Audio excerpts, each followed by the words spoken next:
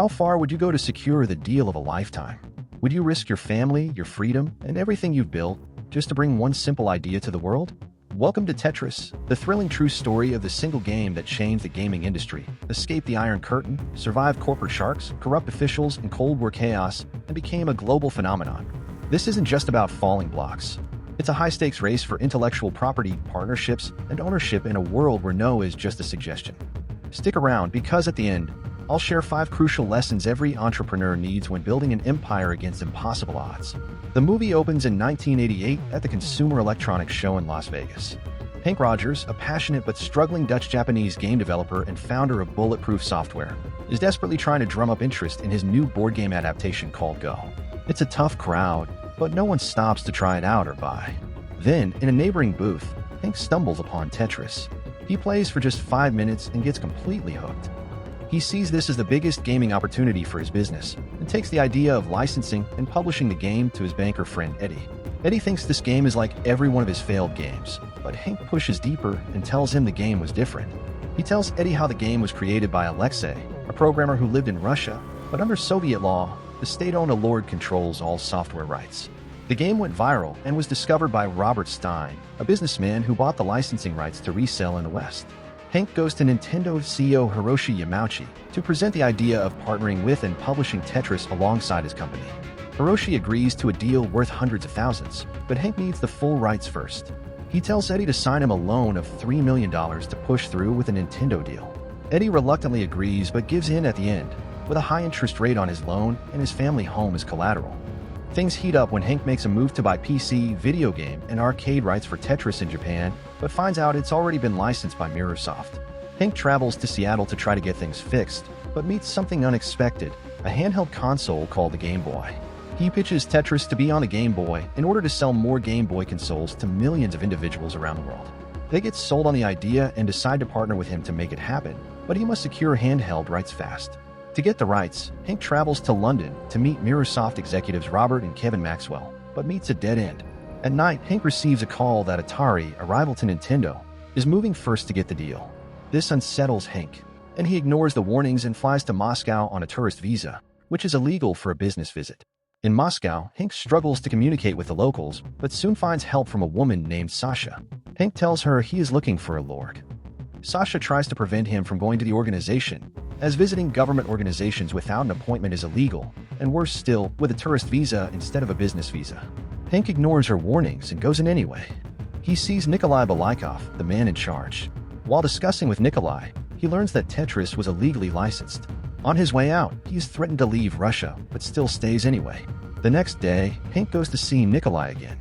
He meets Valentin, a corrupt government official, and Alexei. Valentin threatens him to leave the country, but he insists on not returning without a deal. Hank finds out that Alexei has no right to receive royalties for his game because Russia operates a communist system. While discussing with Nikolai, Nikolai learns that Tetris arcade rights had already been sold, even though it had never been issued. This puzzles Nikolai as he hands Hank the licensing documents they signed with Stein. Hank clarifies the misconception. Alexei gives Hank a lift home, but refuses to discuss with him in public. Instead, he hands him his home address. Meanwhile, Valentin strikes a deal in secret with Robert Maxwell to give Kevin the handheld rights of Tetris in exchange for a $400,000 bribe. Hank visits Alexei, but gets followed. After dinner with Alexei and his wife, Alexei shows him the first ever Tetris video game. They tweak the game to make it more fun, and while celebrating, they get a bang on the door. Alexei tells Hank to leave for his safety, but they end up at a small town club where they drink and dance with the locals. Meanwhile, in Tokyo, Hank's wife, Akemi, gets intimidated by Russian officials. They tell her to tell Hank to leave Russia for his safety. Hank, on the other hand, gets beaten as a warning while coming back from the club. He goes to his hotel room and finds it has been burgled. The threat pisses Hank off, but he still doesn't give up. The next day, on his way to a lord, he surprisingly meets Stein, who is also in Russia for the handheld rights to Tetris. Stein signs a new contract for grounds to discuss further on the handheld rights. Hank tells Nikolai that the USSR will benefit more from his deal than from signing with Stein or Mirrorsoft. He presents a larger offer, and Nikolai tries to give in, but is stopped by Valentin, who tells him to grant the rights to Mirrorsoft. Nikolai reluctantly gives Kevin a letter of intent that tells him that the rights will go to Mirrorsoft if they transfer $1 million within a week. But while Kevin leaves, Nikolai secretly tells Hank he has 1 week to transfer $1 million for the rights to beat Microsoft and also negotiate worldwide rights. This conversation is captured by Valentine's spies, and Nikolai gets in trouble for it. Outside, Alexei meets Hank and tells him he has been followed and that all his conversations have been monitored. To protect Hank, Alexei drives him straight to the airport, where he gets on a plane back to Tokyo. When Hank arrives home, he gets a fax message that devastates him, along with a message to stay away from Russia. Valentine sent a message that his intent has been terminated, and his Nintendo partners call him to say they are moving with Microsoft for the handheld rights. This frustrates Hank. Unable to keep his frustration in check, he takes it out on his wife and daughter, but feels remorse afterwards. Meanwhile, Nikolai, already bruised and saddened by the corruption of the system, meets Alexei at his apartment. He hands Alexei a document to fax to Hank. Alexei accepts, and the next day at work, he causes a scene to distract the secretary and sends the message to Hank. Hank receives it, and his hope of securing the rights is restored. Kevin goes back to Microsoft to find out the firm can't pay for the rights, thereby losing the deal. Hank tells his partners in Nintendo, and they fly immediately to Moscow to seal the deal. In Moscow, Alexei is reported for sending the message and loses everything, including his apartment.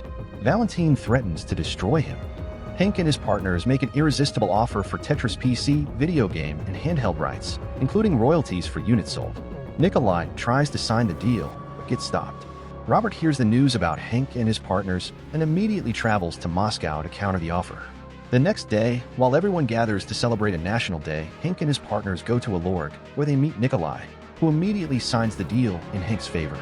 Valentine learns that Hank is on his way to a morgue and sent his men to stop him, but they arrive too late. Alexei learns that Hank and his partners aren't safe and drives to save them, taking them straight to the airport. When Valentine meets with Robert, his allies learn that he received a bribe to secure Tetris rights for Microsoft, which upsets Sasha, who immediately reports to the head of state. Valentine chases Hank and his partners to the airport but misses them when he accidentally boards the wrong plane. Hank and his partners fly safely to Zurich with a signed deal. Valentine is arrested by Sasha and charged with corruption and abuse of authority. Hank's determination to win at all costs pays off. He secures worldwide rights to Tetris and executes a successful partnership with Nintendo to launch Tetris on Game Boy. This becomes the biggest game in the world, selling millions of units. Everyone smiles to the bank. Hank fulfills his promise and relocates Alexei and his family to the West. They co-founded the Tetris company, and now Alexei can profit from his creation. Microsoft goes bankrupt, and the Maxwells lose everything. The movie ends. 5 crucial lessons you should take away from this movie. 1. Most resistance you will face are paper walls. You will never know till you push through them. Hank never took no for an answer. He realized the resistance that was stopping him from going to or leaving Moscow was just paper walls. Rules, fear, and intimidation mainly existed on paper. He risked everything to fly to Moscow, meet Alexei face-to-face, and negotiate directly with a lord in the Soviet state. In an environment built on suspicion, he built trust in person, stayed persistent, and won anyway. If you are building anything, don't let policies, titles, or gatekeepers stop you before you even try. Many barriers look solid until you challenge them. 2. Partnerships can take you further than speed. By partnering with Nintendo, Bulletproof Software helped launch a game that sold millions of units. Hank saw something others missed. He understood that the Game Boy wasn't just another console. It was a brilliant piece. And putting Tetris on the Game Boy would make it unstoppable. That single partnership changed everything. Tetris didn't just sell Game Boys, it defined them. In business, think about partnerships where your product becomes essential to someone else's success. Strategic bundling like this can turn a good product into a global obsession. 3. Dishonesty in business can cost you everything. Microsoft and Valentine lost everything because they were dishonest about what they actually owned. They sold rights they didn't have. They made promises they couldn't back legally. And when the truth surfaced, their entire empire collapsed. Shortcuts in business don't save time. They destroy trust. And once trust is gone, deals, partnerships, and reputations disappear with it. 4. To win big, you must understand the system. Tetris became trapped in a confusing Soviet bureaucracy, shadowy offices, unclear authority, threats, and misinformation. Nothing was straightforward. Power didn't sit where you expected it to. Hank survived because he learned how the system worked, not how it appeared to work. Before building anything, when entering regulated markets or dealing with governments, local knowledge and relationships are priceless. Sometimes the biggest obstacle isn't competition, it's bureaucracy. 5. Ownership beats ideas. Ideas don't make you rich. Ownership does. Alexei built Tetris, but Alorg owned the rights, which meant they held the real power. For years, Alexei made almost nothing from the game he created. At the same time, Atari and Microsoft believed they owned rights they never actually had, and that lie cost them everything. Lesson: always know who owns what. Equity, intellectual property, and contracts matter more than effort or talent. Never assume ownership. Confirm it legally, because if you don't own it, you don't control it. At the end, Tetris is more than just a movie. It's a story about what determination and relentless belief can help you achieve if you just believe in your idea. So what are you building right now? Are you ready to push through the paper walls? Drop your biggest takeaway in the comments. If you love this recap, like, subscribe, and hit the bell. See you in the next one.